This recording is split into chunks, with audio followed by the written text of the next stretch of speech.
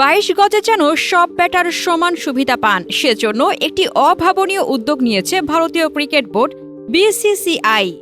Indian premier লিগের চলতি আসর থেকে ব্যাটারদের ব্যাট পরিমাপ করে দেখবে আইপিএল কর্তৃপক্ষ, যেখানে সব ব্যাটারের একই ধরনের ব্যাট ব্যবহার নিশ্চিত করা হবে বলে জানিয়েছে বিসিসিআই।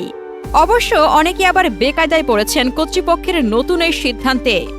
ফ্র্যাঞ্চাইজি লিগ খেলা ক্রিকেটাররা মোটা ব্যাট ব্যবহার করেন, কারণ মোটা ব্যাট ছোঁয়ালেই বল দ্রুত গতিতে বাউন্ডারি লাইনে পৌঁছায়। কম সময়ের মধ্যে বেশি রান করার জন্যই এ ধরনের ব্যাটের জনপ্রিয়তা বাড়ছে।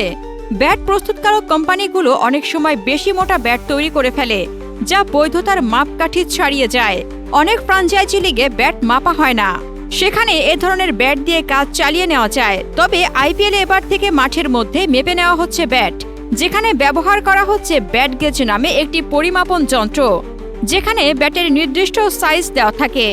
এ বিষয়ে আইপিএল চেয়ারম্যান জানান, হ্যাঁ, আমরা এই পদক্ষেপ নিয়েছি যেন কারোরই মনে না হয় যে কেউ অযৌক্তিক সুবিধা পাচ্ছে। ক্রিকেটীয় চেতনা ও খেলার ন্যায্যতা বজায় রাখতে বিসিসিআই ও আইপিএল সবসময় এ ধরনের উদ্যোগ নিয়েছে।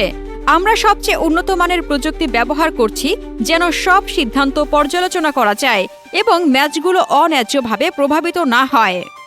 অবশ্য এর আগে 2018 সালে England and Wales cricket board এ নিয়ম চালু করেছিল।